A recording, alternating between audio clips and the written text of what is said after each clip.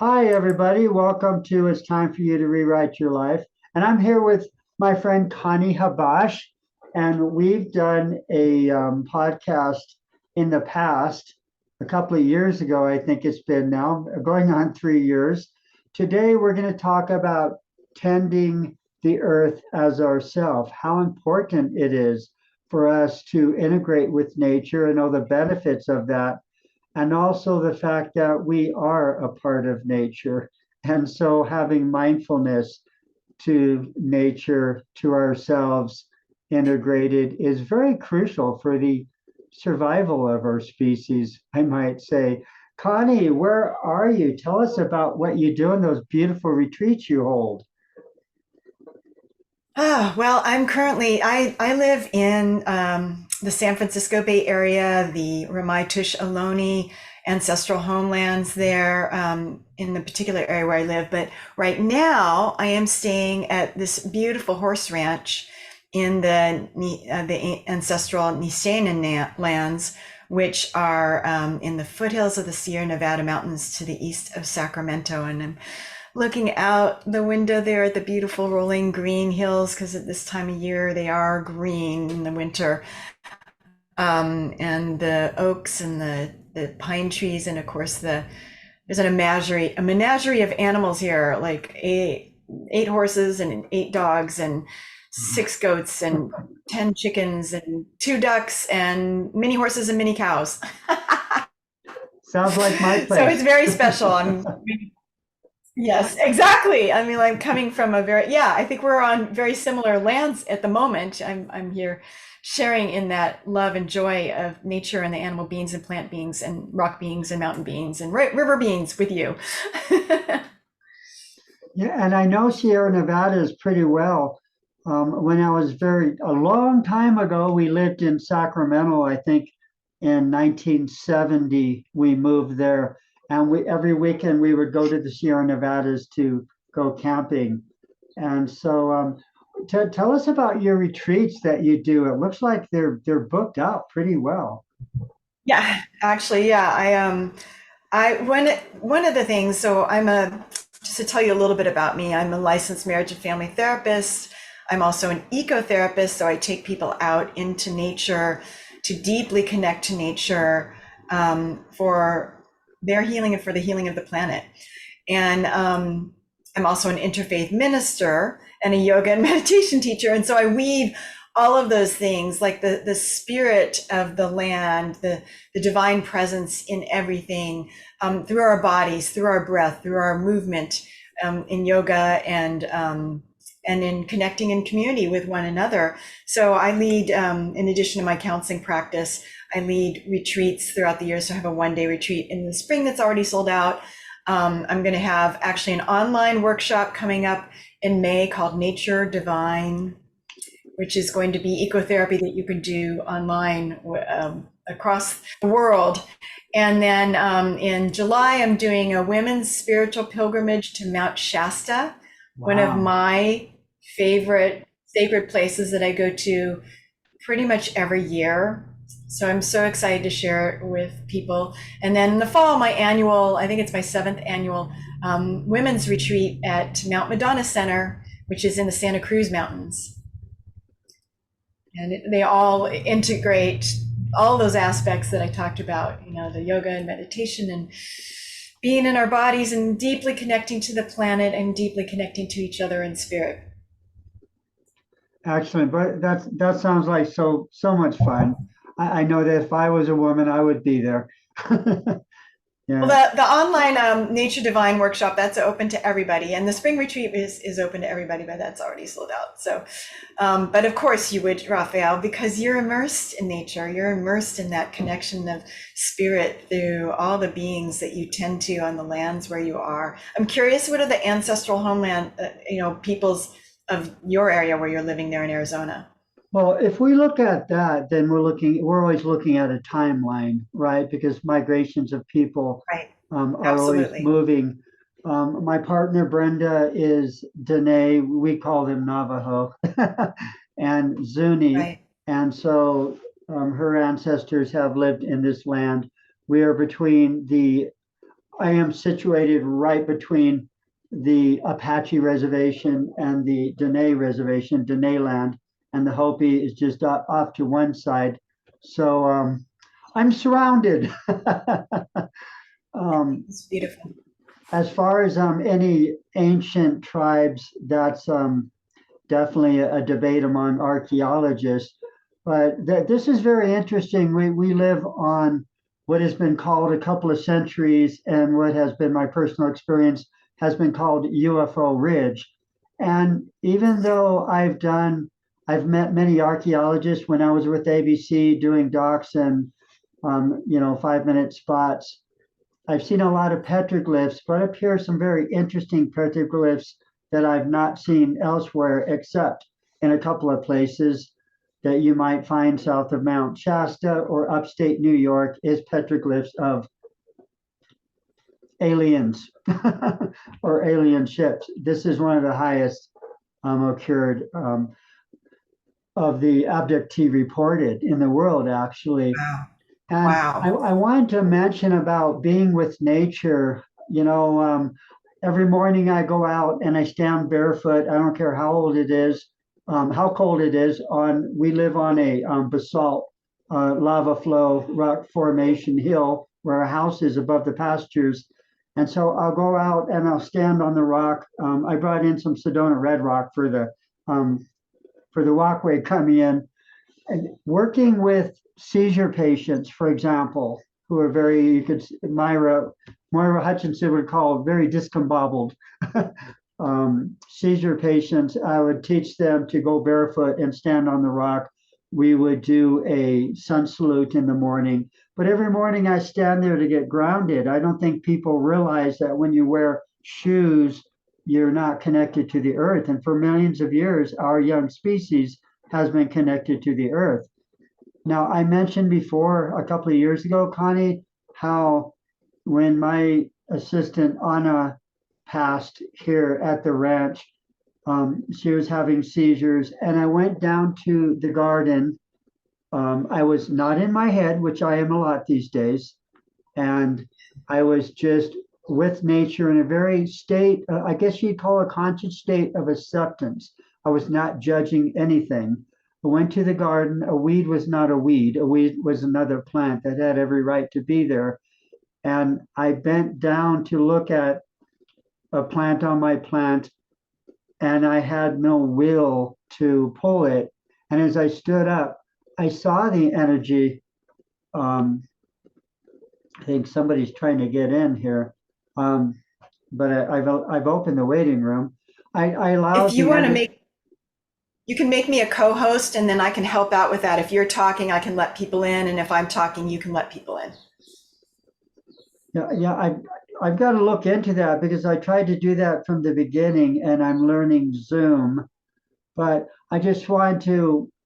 I guess there's no somebody dropped out. There's Sylvia. Okay, got it. Hi, Sylvia. But I went down to the garden. Hi, Sylvia. I went down to the garden, and when I stood up from looking at this plant and not having any thoughts about it, I saw the energy for of the earth, of everything. Actually, everything was of the same energy. As I stood up, I saw that everything, the fence posts, the trees, the grass, the buckets, the garden, the animals, they were all of the same energy. Everything was going with this like pixelation with these different little tiny little colors of light. And even my hands in front of me. And I thought to myself, what does this mean? Now I was in my head and it all disappeared. It all became the 3D again. I saw everything as we usually see it. But I think that was my spirit guides, the universe showing me that we are indeed one here. It was showing me a lot of different things by that experience, but we are one with nature. And that's why it's so important that I look at I'm looking out right now out my windows and looking south to the White Mountains and at the Ortega Lake across the highway beyond our pastures.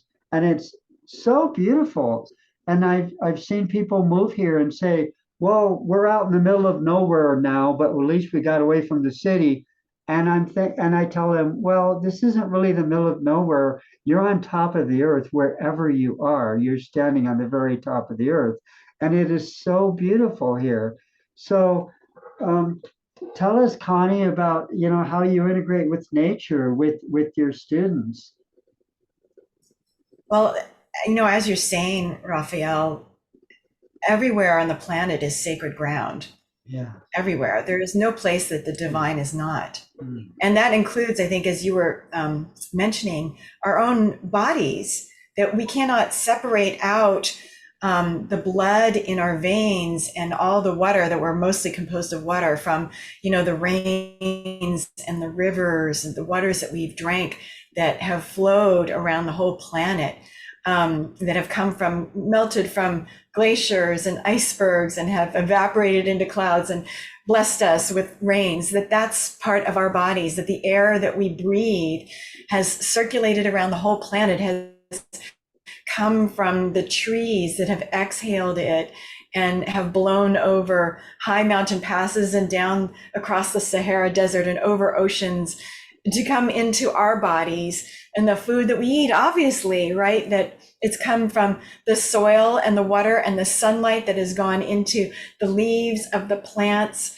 that have nourished the plant that we might have been blessed to receive in order, and the animals that eat those plants to receive into our bodies, and so that they have given so that we might live. So our bodies are not separate from any of this, from the sunlight that shines on us. We are part of all this, and it's part of us. It's within us.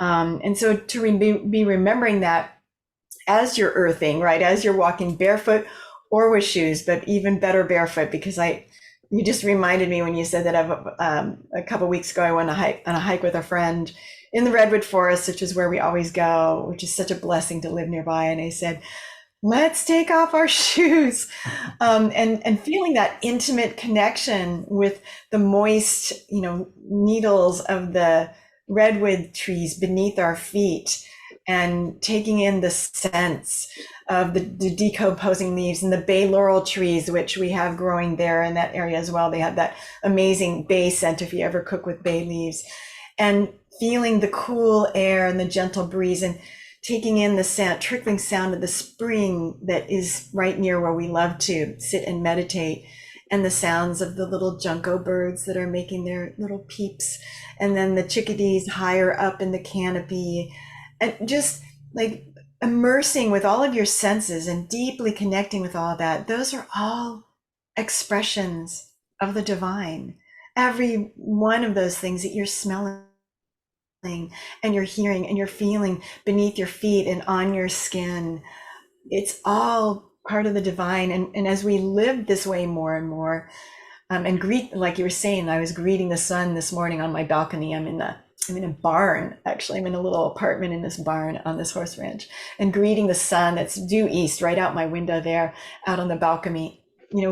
Living this way, we can't help but feel more alive and more connected to everything. And I think this is what the humanity needs, is this reconnection to the natural world. We are part of the natural world, but we have disconnected ourselves from it, not just through wearing shoes, but through living in cement boxes and driving around in medical moving things, metal, like we've cut ourselves off in the urban areas. And there are ways to reconnect even in the urban areas, to just by what I was taking us through, right? Realizing how our body is part of everything.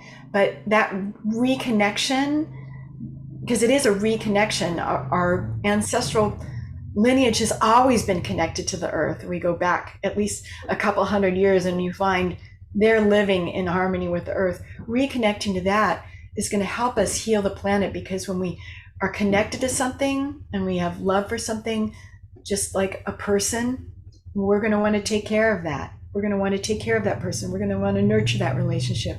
So we'll want to do what we need to in order to tend to and heal our planet and our species. Beautiful, beautiful.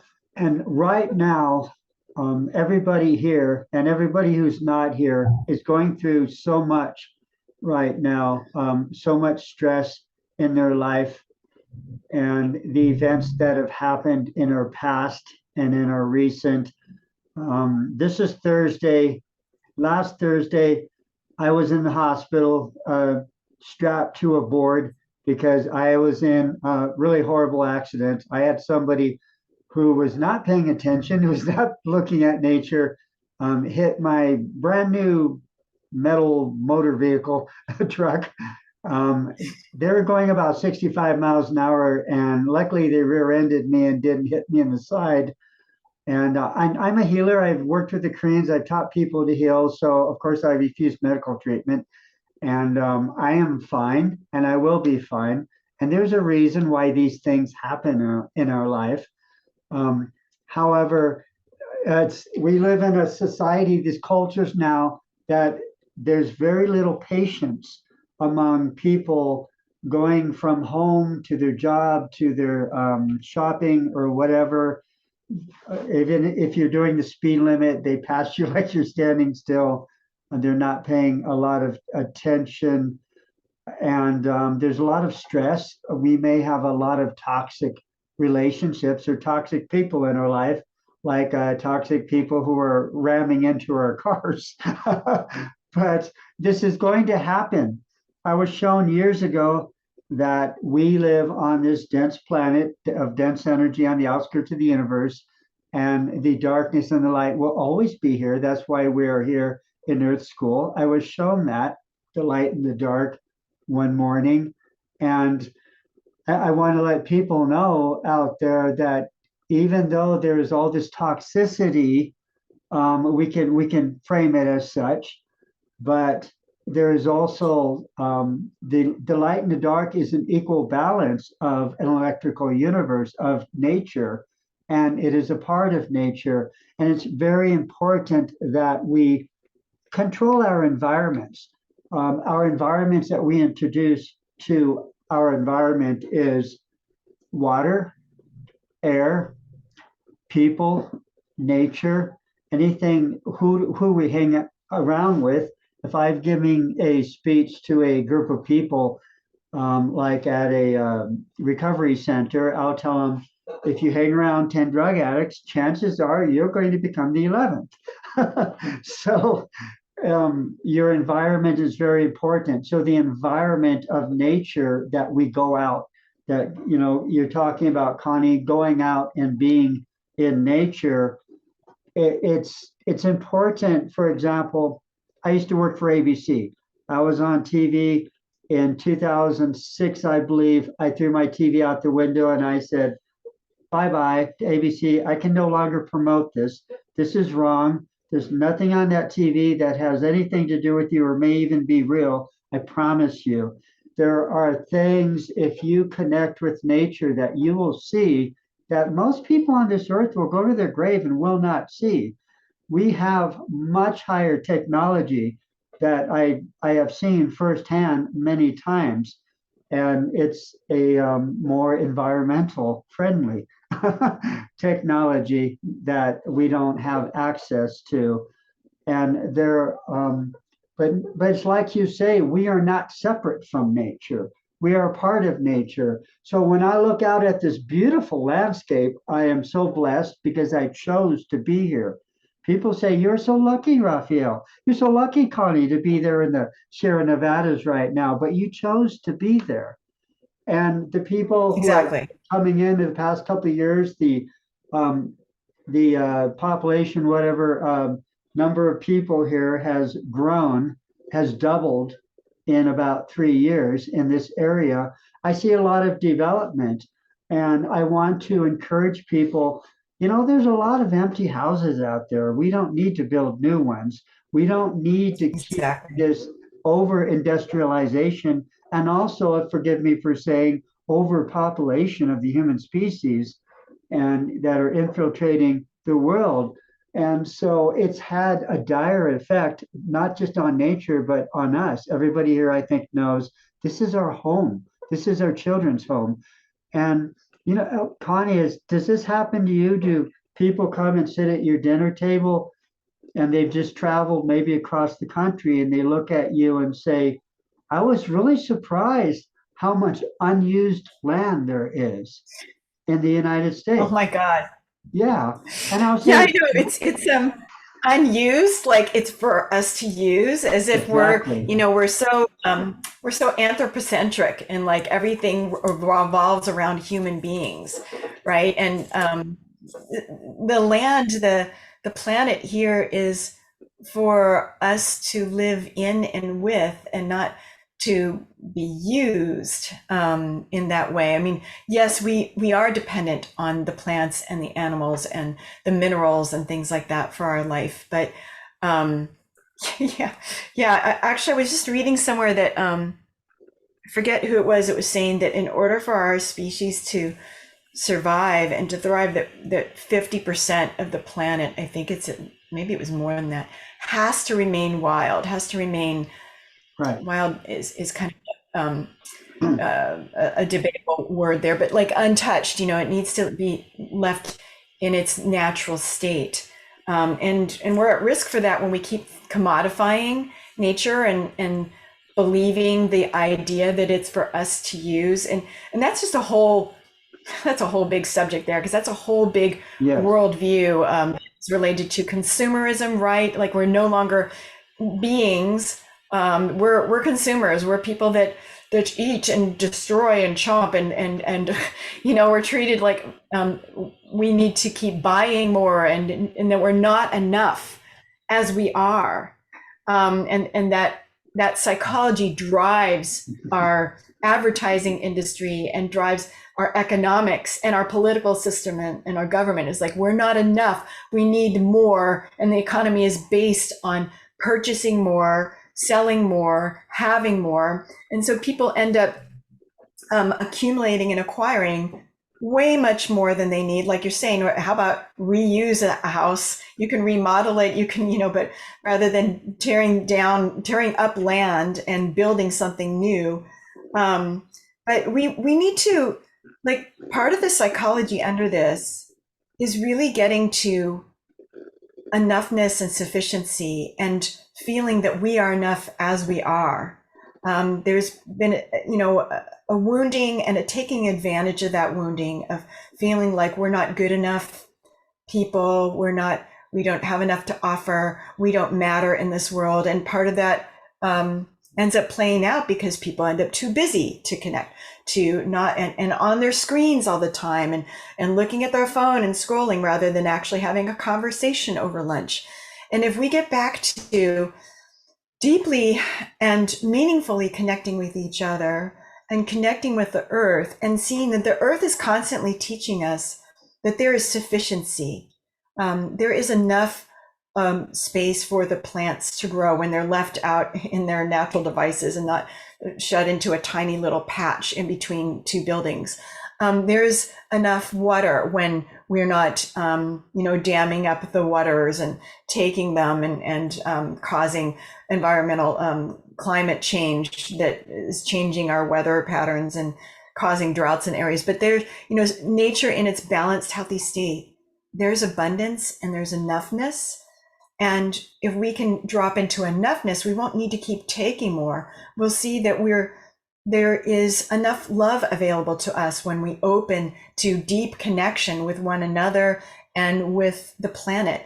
And there is sufficiency that we can have enough to eat. I know that there are places in the planet where there is, severe drought and famine and things like that. So I'm not talking about that because they need assistance, and that's a whole other topic.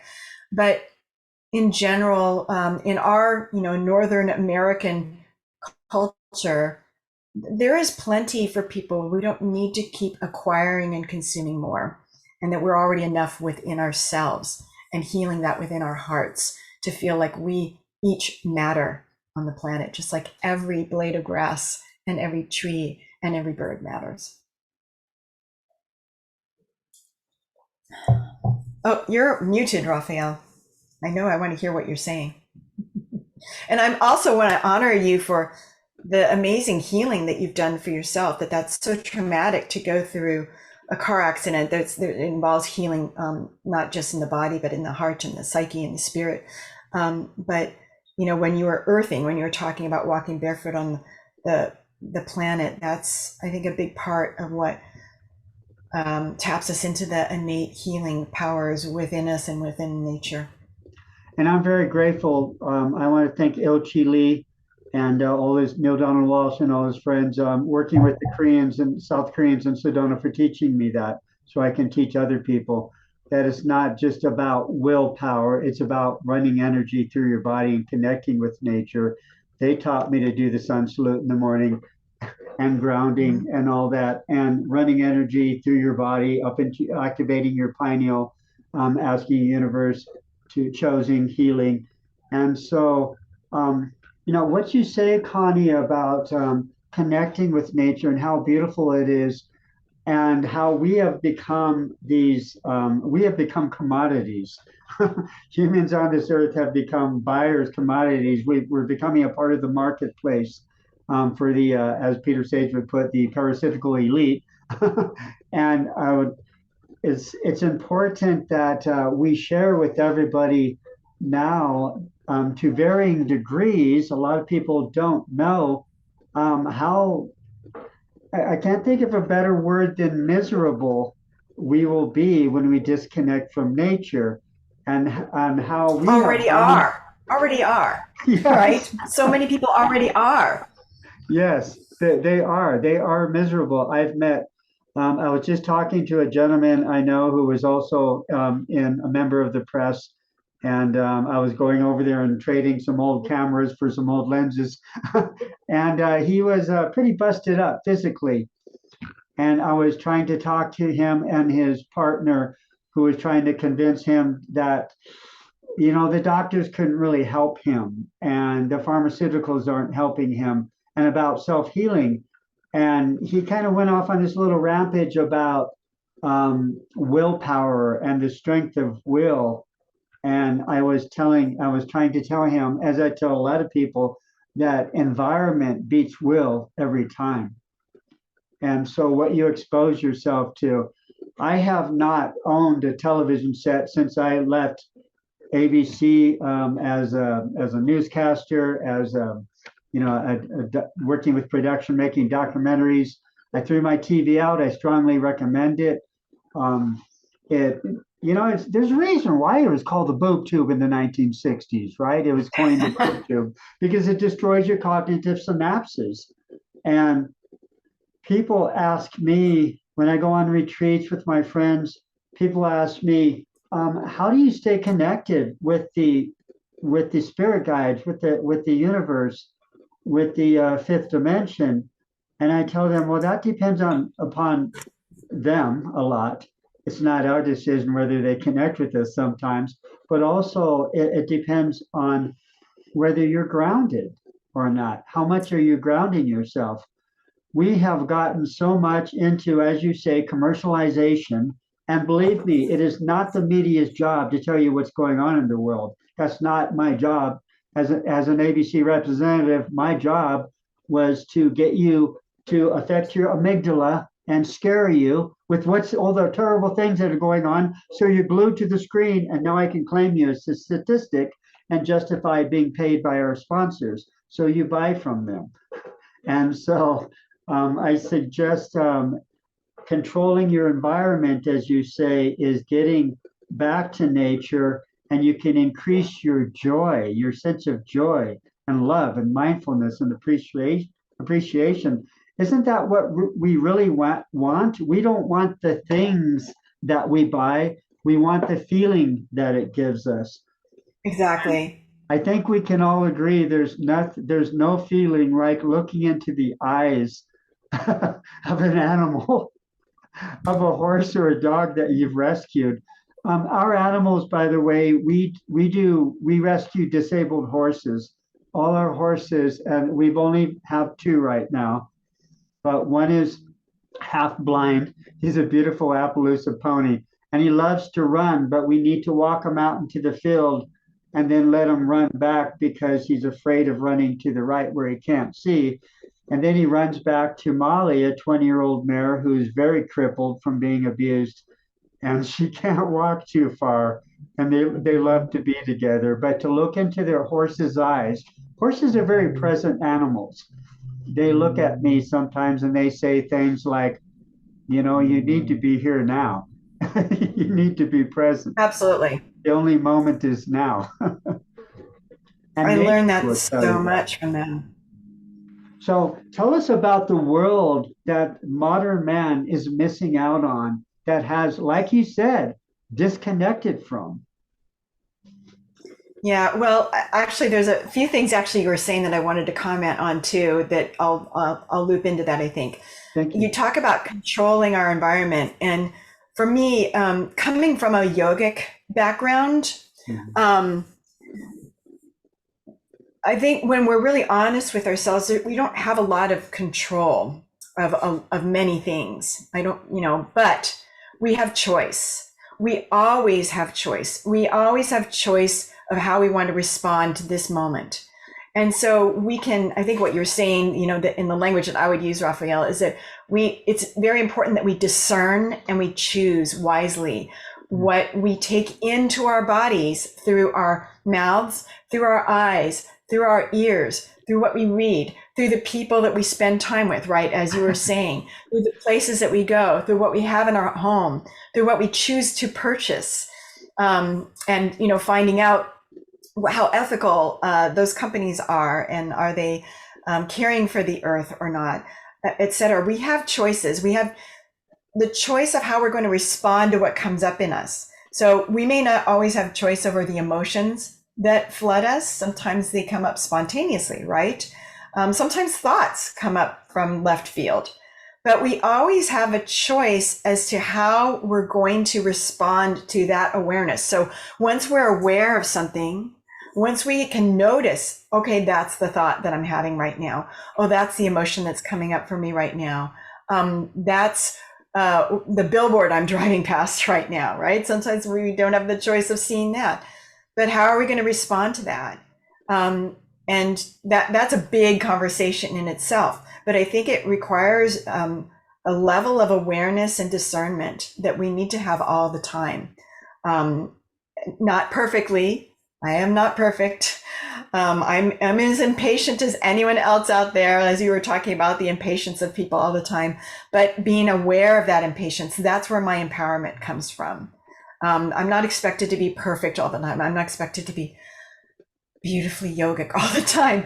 But as much as I can keep coming back to that awareness and that discernment, then I can always choose, how can I respond to this right now? And if I can't respond to it well, then how can I have compassion for myself? I can choose compassion for myself. If I'm not holding it together, I am not responding to this well. Okay, then I can be compassionate toward myself. And that is also going to help us connect to the earth more. Because when we have more grace toward ourselves, we'll have more grace toward humanity, and then we'll start to feel more connected in our hearts to all things. We'll see the suffering of the planet and want to do something in response and choose a path that is going to be more healing and honoring of our home. Our home is this planet. You also talked about, how do you hear your guides and things like that. For me, the divine is everywhere, as I said, right? It's right here in this moment where you are. It's right outside that window. It's in the sky. It's in the drops of rain. It's in the plant that's growing in your garden. And when I have ears to hear and a heart to hear, when I'm willing to open to that, then it can speak to me in ways that may not be English. It can speak to me in metaphor and in messages that, when I'm again aware and discerning, I can start to understand or learn something from that being. And you were talking about the horses. That's part of why I come here to this horse ranch, is because the horses are amazing teachers for me. They teach me, as you were talking about, presence. That a lot of times I'll go up to a horse and I'll be like, what do I do with the horse? Like, I need to do something for the horse. I need to make the horse like me. So then I'm like, but I'm not going to bring them treats, right? You don't do that, right? You don't spoil them that way. So I feel like I need to scratch them. And so I do that. But then sometimes I stop myself and I'm like, the horses, they will stand for hours. They just meditate for hours. They'll just stand there and be present. So what I'm learning to do more now is stand with them and simply be in their presence and feel their presence and feel how they're so present with the land and so here in this moment, and that's sufficient. We often think that we're not good enough. We need to do something. We need to make other people like us. We need to do something I have to be busy all the time. And there's wonderful things about that, but we are sufficient just as we are as a being. And to come into that beingness of who we are and into that presence. And that's part of what meditation is. It's to connect to the divine, to this present moment, and to also feel that you're already a sufficient being by simply being. You already matter simply by being here and by being alive. And then what you were saying about appreciation, Raphael, it reminds me of, there's a wonderful teacher named Lynn Twist. She teaches the soul of money and really changing our whole perceptions around money and the energy of money, the divine energy of money.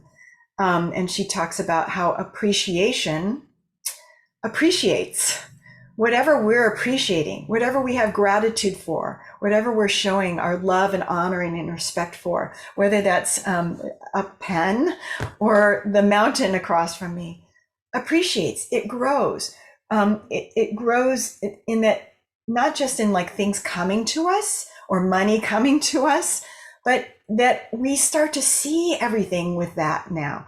We start to appreciate more and more and see how much more is here giving to us all the time, is available to us, and that we can be giving to all of this through our appreciation, through our love, and acts following from that appreciation, caring for, attending to the land, to the horses, to other human beings. And I have no idea what you originally asked me, but that's where I went. Oh, and you are muted again, Raphael. Yeah, I know there's a lot of people out there who would love to mute me, and I'm just, I'm trying to still being a people pleaser. Yeah, about just generally how, the benefits of interacting with nature and the beauty of that, and you've stated it quite loud. I love you walking through the horse pen there with us just now, and you have such a simple way of stating things, and I tend to be a little over analytical and complex, but that's what I love about horses. The universe has always presented horses to me ever since I was a kid. My mother introduced me to horses, and I really need them in my life because they, like you said, they teach me to be present, and they really will talk to you. As soon as I stop trying to get the horse to like me, as soon as I stop trying to scratch it or to rub it somewhere or to give it a treat, as soon as I stop that and I look at the horse, then it looks back at me. And Molly down there will look at me, and we'll have those few seconds of connection that is so beautiful. And I love to tell this story about how a couple of years ago or a year ago, I was walking down the hill to the horses, and I had done some event, and I was up here in my head, and I was stressing about how many people didn't show or did show or whatnot. And I'm walking down the hill. As I came up to the horse yard, there's three horses standing there: Judy, Laddie, and Raven. And Judy looked up at me and said to no one in particular, "Who's he showing up to now as? Who's he showing up as today?" And then Raven looked up from the feed bin, and the big black gelding and food was dripping from his lips, and he looked at me and said, "Don't bring that stuff down here with you." And Laddie was in the back, and he's looking right at me very calmly. and he said to me, the only true moment is now, or the only moment is here. We need you to be here. And I'm like, okay, okay, thank you guys. Thank you so much. And that's why I like being with horses and I like being with our dogs and our hens. And we don't have goats anymore because they're a little too much for me to handle. But we found good homes They're and a lot. they are. And we work I with don't the go in with local. the goats too much because they're always wanting to headbutt you all over the place. So I kind of hang out outside of the, but I was fortunate last year to be able to hand feed one of the baby. I was here for the birth of three baby goats last year. It was amazing. Oh, Um, but but yeah, you know what you're saying about the horses and the messages you get from them, and I similarly do too. And you know, horses just have no bullshit tolerance, none. So like right. if you're going in fake, they'll call you on it. They'll either ignore you or they might kind of push you aside because part of their language is literally shoving each other, Mhm. or they'll just walk away until you're getting real with them, right? So if you're coming in acting all nice but really inside you're feeling angry, they'll call you on it. They'll be like, like you said, don't bring that stuff here. Or if you're going to bring that stuff here, then you be honest with me about it and you tell me like what you're angry about and just get it out because they don't like they won't tolerate inauthenticity. So it's really beautiful what I learned from them and how to just bring my heart exactly as it is to them. But yeah, they don't want you bringing bullshit. But what I was going to, something that, well, it was coming up for me. I was thinking of it as you're talking about messages you receive from the plants and from the land and from the horses. I was remembering a time I was in Southern California on a different spiritual retreat. I was going through a really hard time because my daughter she was in her first year of college. She was really struggling, having serious anxiety. So I was really worried about her. And I went down to this local park and it had large oaks and big boulders that I could climb up on. And so I went to the oak tree and I climbed up in the oak tree and I just asked it, what advice or what wisdom it had for me. And it said, I can. And the words I can revealed that it can always grow. The oak tree can't run like humans, right? Can't move around. It can't choose, it's been planted where it is or it grew where it was, but it can always grow. It can always stretch. It can always unfold new leaves. And so I realize all the ways in which I can unfold, the way that I can grow, the way that I can expand in my capacity to hold space for my daughter, in the ways that I can see things from a new perspective as I allow myself to grow. And then I went over to one of the boulders and I climbed up on top of it and I laid down and I asked it the same question. And its message was, I am. Boulders are masters of being. They are simply being. And when I allowed myself to rest into the boulder and let myself be, that peace comes over me when I allow myself to simply be, when I don't have all these expectations of myself, judgments of myself, comparisons of myself, when I'm not pushing and pushing myself. When I let myself be, I realize I am. And that goes back to that sense of sufficiency I was talking about earlier. I already am all that I am. I already am that which I came in here as, and which I always am, that divine being. And reconnecting to that is part of what brings us back to wholeness and to being healed and to being our true and most authentic divine selves. And yeah, I'm mute. Thank you. That's beautiful. I remember when I was a little boy, I was lucky enough to have a mother and father who were students of Shakti Gawan and Lapsang Rampa and told me that everything had a soul. And I go, what about rocks, Daddy? Because I love rocks. I've fallen off a few Do. cliffs, even got saved by my spirit guide once by an angel, pushed back up. But I said, what about rocks, Daddy? And he said, well, rocks have souls too. I go, oh, I looked around. I go, well, what do rocks think about? And he says, whatever rocks think about.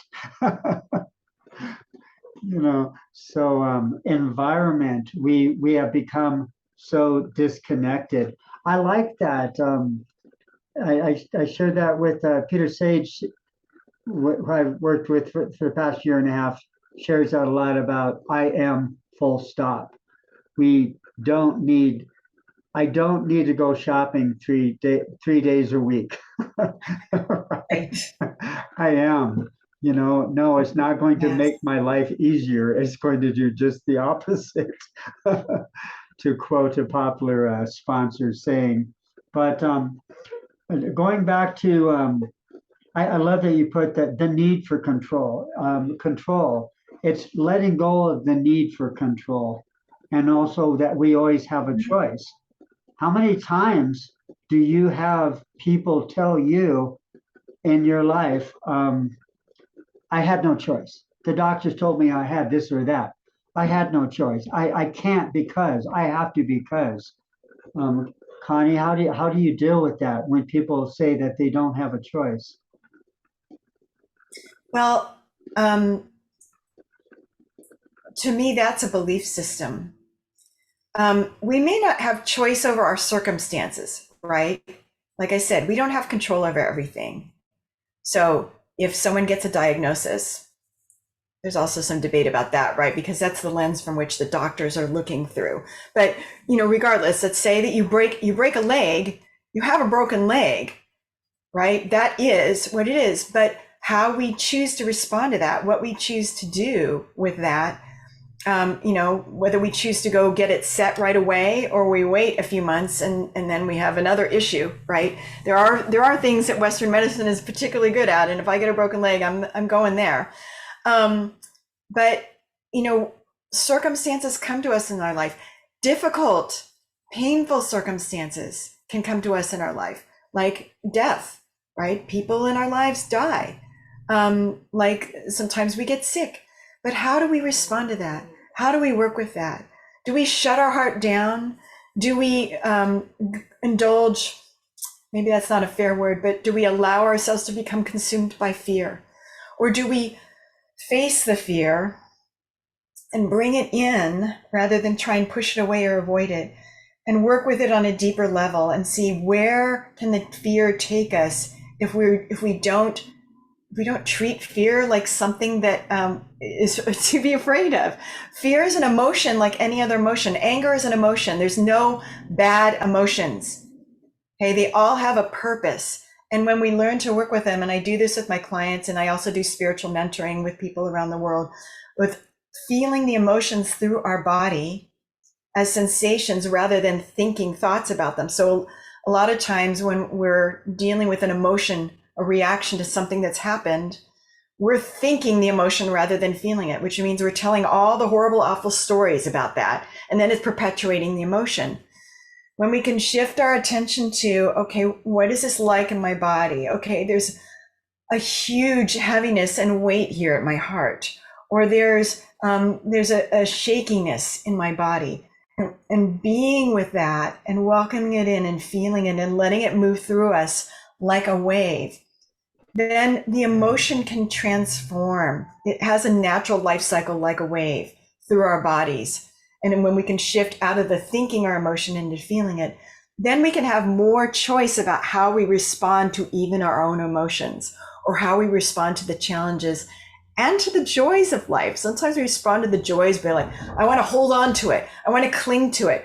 If I have ice cream, I want to eat more ice cream, right? Well, if you've ever done that, and I did that in college, a friend of mine and I actually got a half gallon of cookies and cream, ice cream, and 2 spoons, and we ate the whole freaking thing, thinking that more is better, right?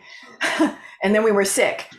So like how we respond to joy and to pain by allowing it and feeling it and letting it move through us and experiencing it as it is. It's not something to be afraid of. It's not something to cling to. It's just like waves, and it's just like the weather. And the weather is beautiful when it's storming and thunderstorms like it was here the other day, or when it's sunny. Right. Yeah. it's the concept of dealing with your emotions instead of suppressing them is huge.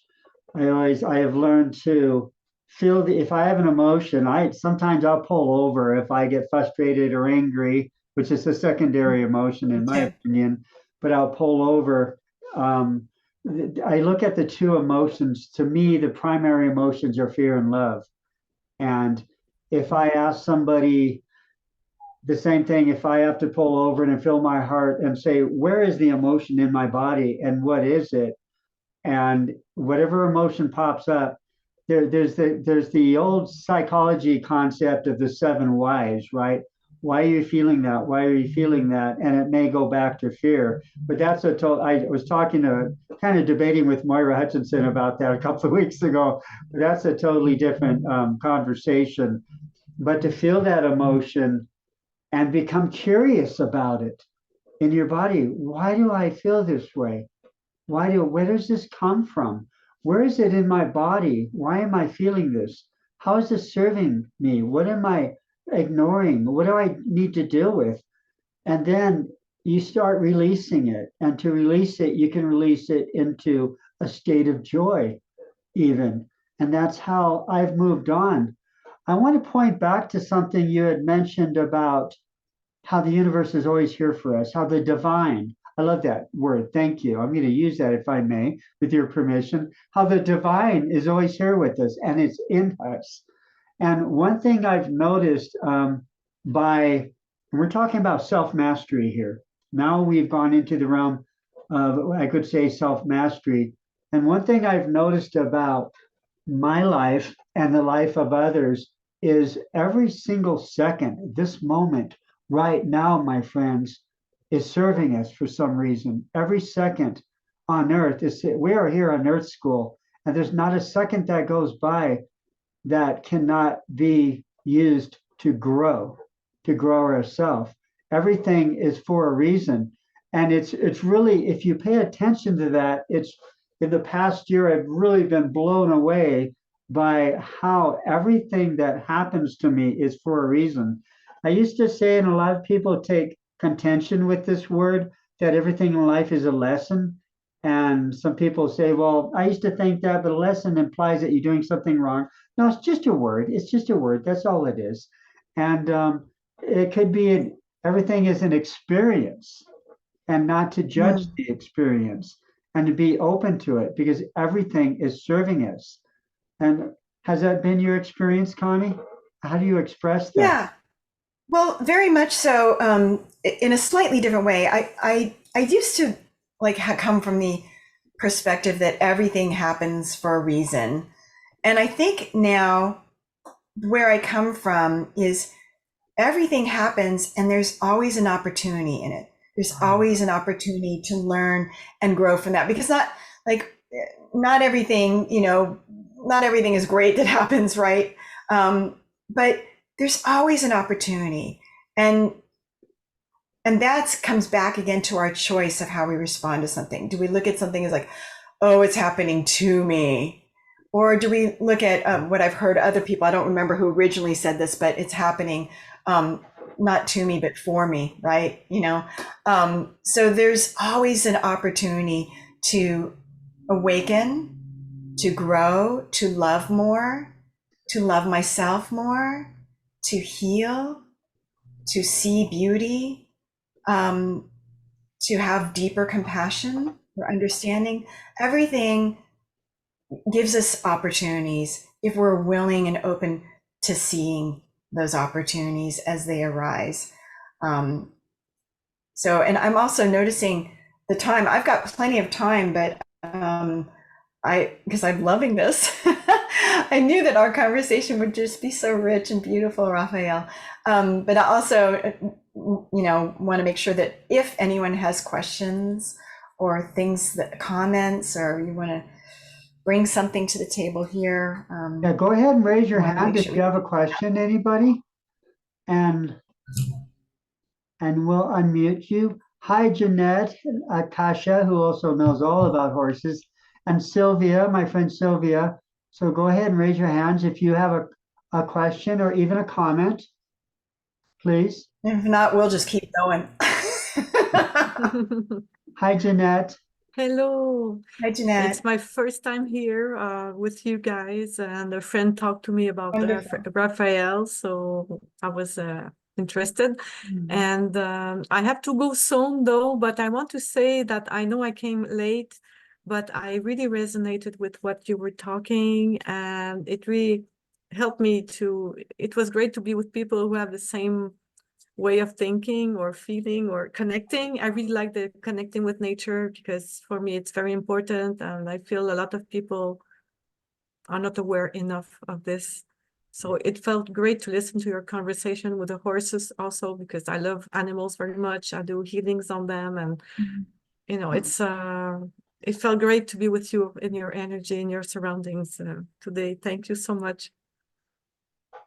Oh, And thank you, Jeanette. I could feel you being right here with us. yeah, me too. Yeah, Jeanette, can you see some areas in your life where integrating or accepting nature outside and in yourself can benefit you, can help you? Or how I do my practice, you mean how I Sure. Yeah, well, I live where I live, I have a lot of trees, and sometimes I just look through the window and look at them, and I feel a connection. I feel a presence. I can't really say what it is. I'm not very intuitive, or when I'm not connected in meditation or doing healings, but I feel this precious presence. And like when I go see horses, or when I see a cat or a dog, I feel this being, this precious being, this this Mm. life and love and presence. And a lot of people unfortunately are not enough respectful or aware of that this gift that we have. So you're gifted. That's I'm glad you have trees outside your window, Jeanette. And you chose that. A lot of people, um, like I said, they tell me I'm lucky to live where I do, but I chose to live here. I could be anywhere. And I want to go back to, is there anybody else, Sylvia or Kasha? Do you have a question or something you'd like to comment? before we go to Thank you. that, I just wanted to comment on something Jeanette said. Because you said a lot of people don't realize this, or don't connect to nature, or don't understand this, and I Mm, think that's an important thing to bring up, because like I train ecotherapists, I teach them how to be ecotherapists, and it's part of our mission to like help bring in people who wouldn't normally connect to nature. And so mm, my invitation to people is that if you have someone in your life that you're close to that isn't necessarily into this, think about little ways that you can start to introduce that in. So like if they say, hey, you want to go to the mall the other day, say, hey, well, why don't we go over to the park today instead? Or why don't we eat at a cafe outdoors? Why don't we have some tea at a cafe outdoors? And then when you're there, you can say, wow, do you hear the birds? Like listen to the birds, or look at those clouds up there. Just bring in little things to start to bring their awareness. Or do you smell that? Do you smell, or do you feel like the cool breeze on your skin? Just start to bring in little things to bring their awareness to that. And then slowly you can start to bring them out and like, let's go for a walk through that park, and, stop, and let's be like kids and lay down and look up at the clouds for a few minutes on the grass. You can start to bring it in bit by bit. And that's how we can start to reconnect other people to the planet, I think. Yes, that's wow. beautiful. It's nice to have advice, real advice that we can use daily. Thank you. That's great. You're welcome. Akasha has a kitty, has an animal being friend with us. Hi. And a doggy. Oh, and a doggy too. Wonderful. Well, I wonder what Sylvia might have. A houseplant.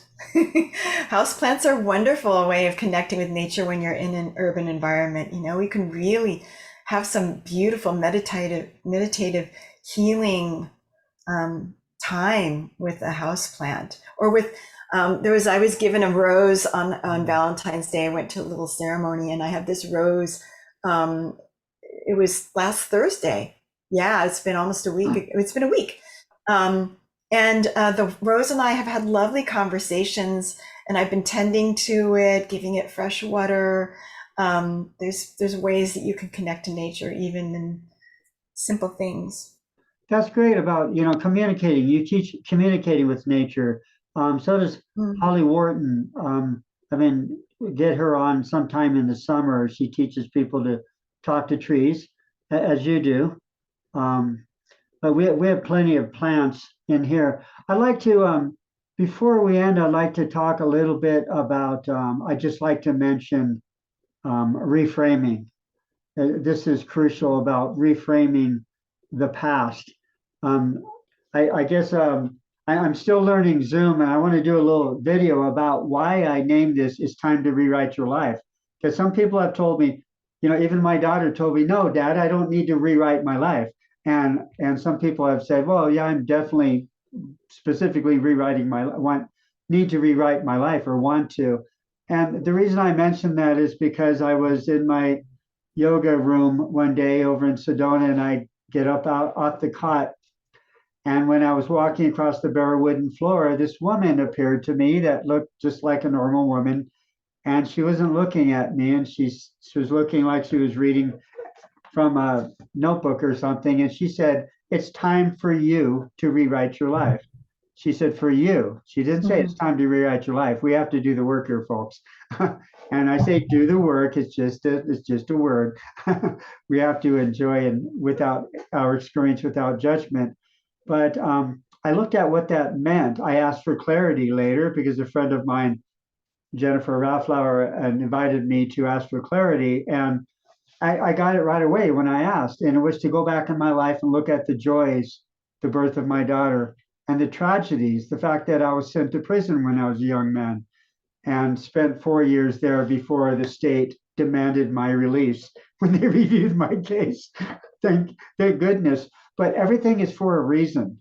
And I like what you said. I love that. Some other people have brought that up, that everything happens and there's always an opportunity. And one of the courses I teach is reframing the past to your benefit, is to look at what happened and find at least 10 or 11 ways, write down why you're grateful it happened. And that's very difficult when I'm at a domestic violence shelter talking to a group of women and asking them to be grateful about something that has happened in their past or in the recent past. And but if you do that, then you have mastered your presence here because everything is an opportunity. And what I found, the really huge things about me being sent to prison and spending 4 years is I got to go to college. Wow, really? I got to learn yoga. I've been a yoga instructor and Qigong instructor for years. Hey, guess this? I got to learn to meditate. Two men sat behind prison bars. One saw mud, the other stars, right? If you see the Mm. opportunity. If I didn't go to prison, I probably would have died in the boatyards because I had lung problems from grinding fiberglass and spraying linear polyurethane that I've had to deal with. I'd probably be dead. If I didn't go to prison, I probably wouldn't have gotten out and got changed my life and got a scholarship to a private university. Thank you very much. Yeah, to you, and got to go to school with people like Bill Gates and and Raphael. But anyway, all these things that happened to change my life, to serve me.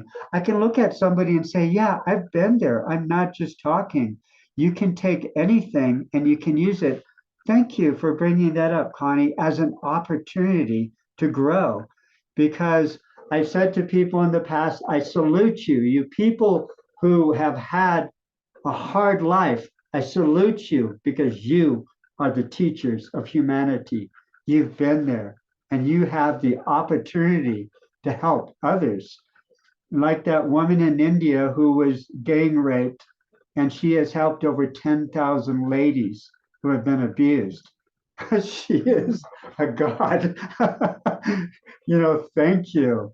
So to say thank you to our life for the opportunity to grow, whatever happens, not to judge it. But and then there's also the good news. There's also the good news of is once you've experienced something to help you grow, if you know this lesson, if you know it thoroughly, and the action that you take is a result of that lesson, um, it's my understanding that that lesson or that experience may not need to be repeated, right? And so if we're open and we go into a state of acceptance, accepting that if we do not change our ways with this, I call it over industrialization and overpopulation, then we're actually turning against ourselves. And we will get, like when people get diseases in their body, they can be seen as your body trying to tell you something. Your body is giving you a message. Are you listening? But you can use that as an opportunity to grow. Now, I remember a moment in my yoga classes over in Sedona at the Sedona Meditation Center that I helped run with the South Koreans.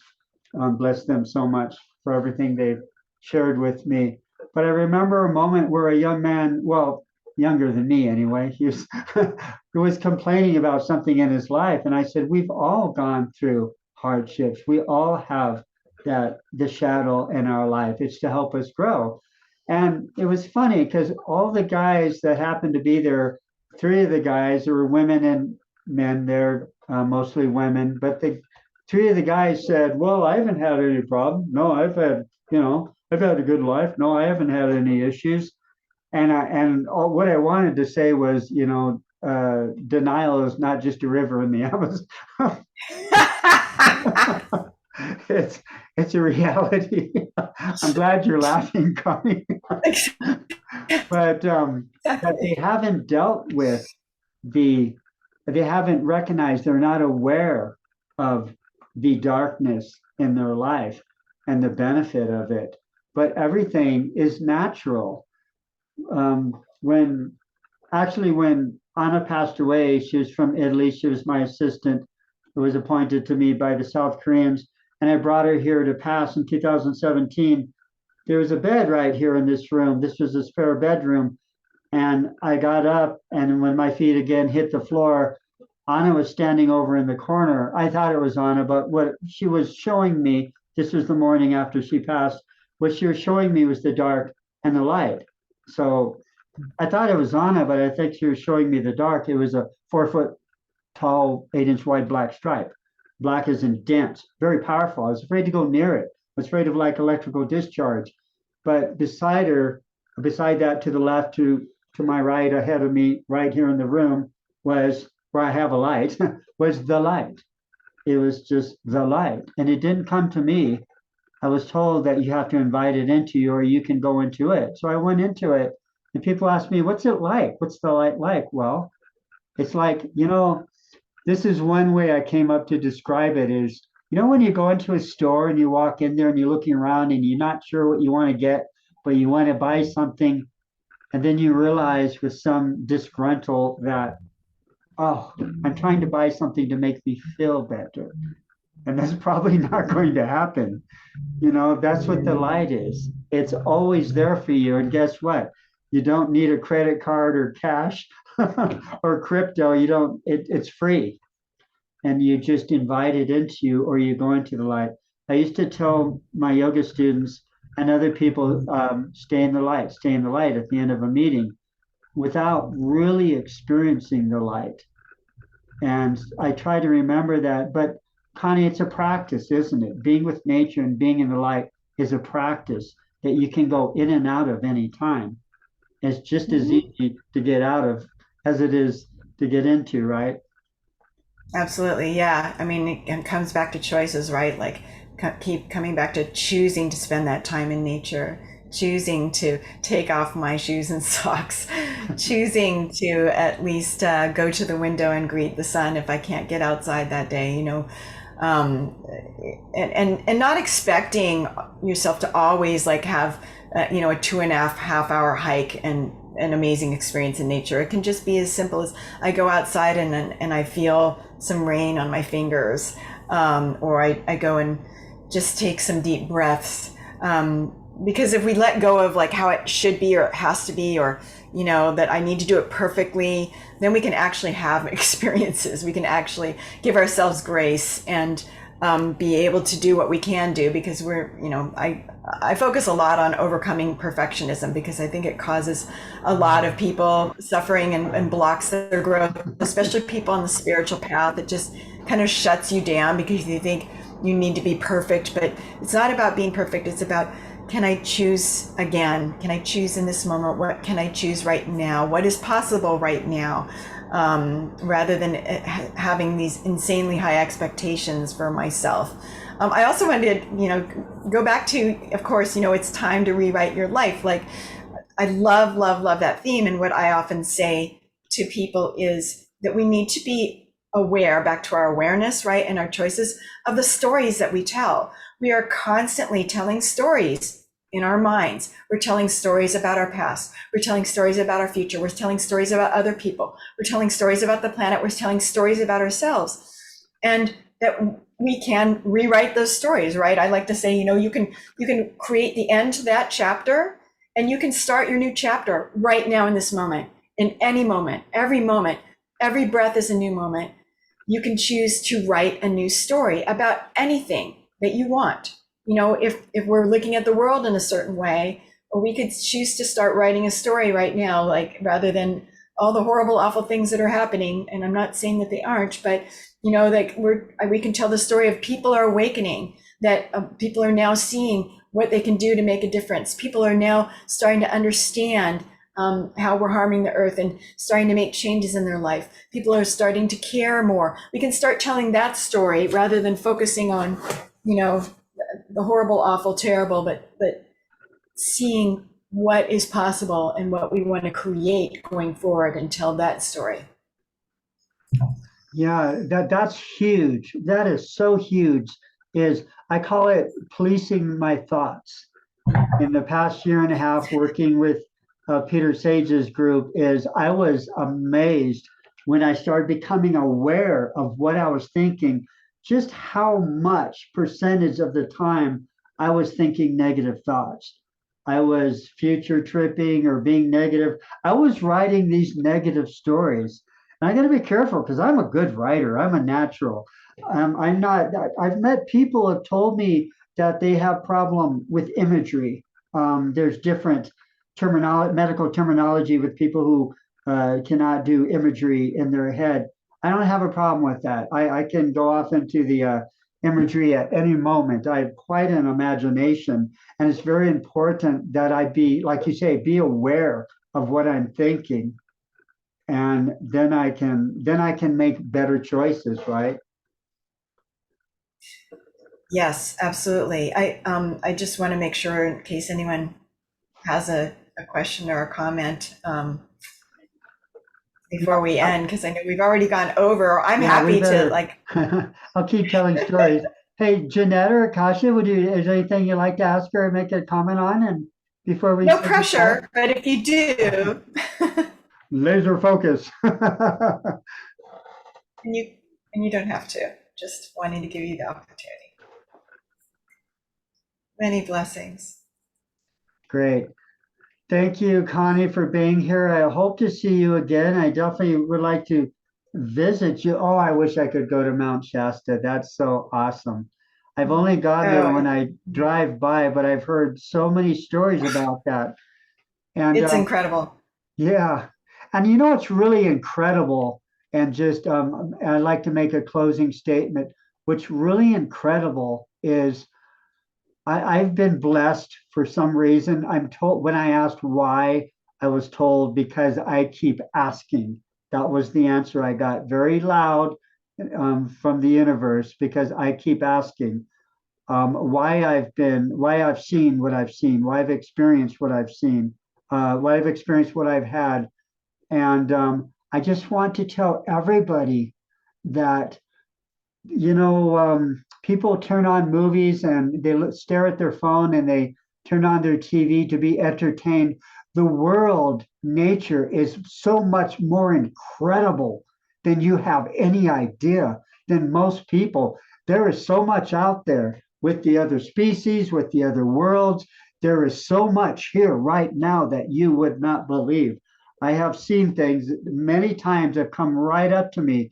This is such an incredible universe. It is more exciting than any movie that you could watch, and it's definitely more real. That is my experience. It's not a belief, and I'm not asking you to believe it, but that is my experience. It is here. We have so much opportunity. Thank you, Connie.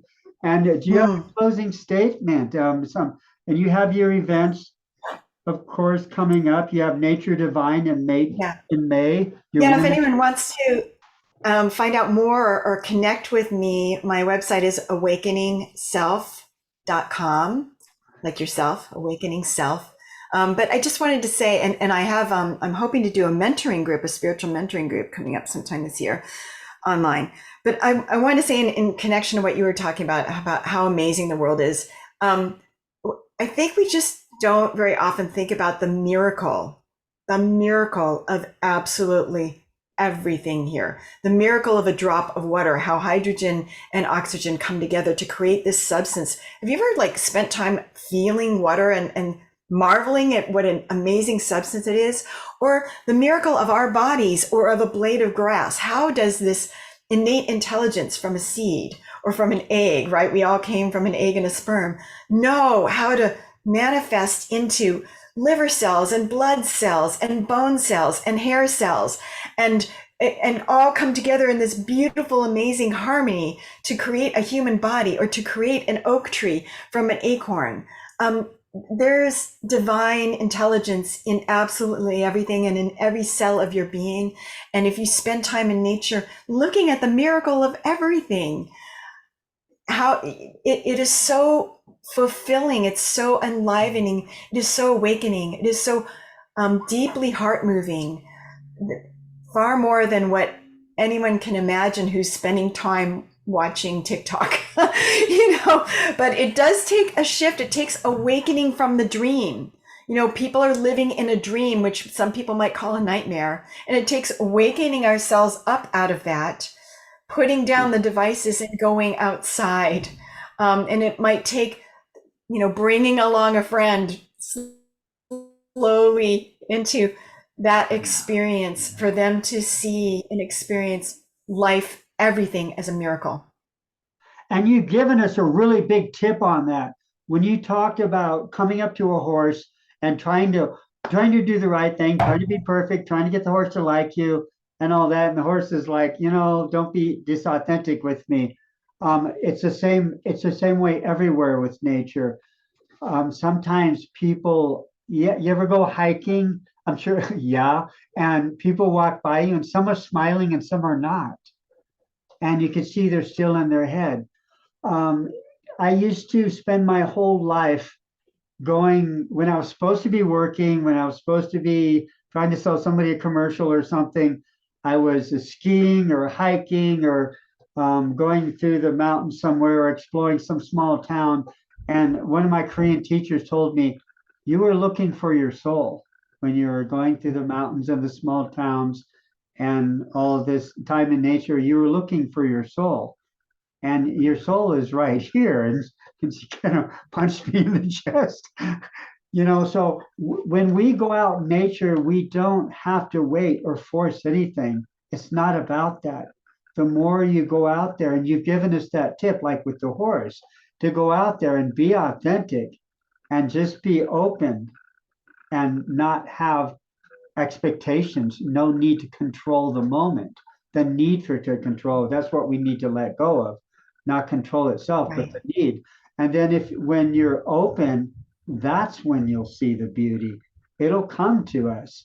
We don't need to force it. We don't need to keep walking down that trail, Yeah, so thank you for that big tip there.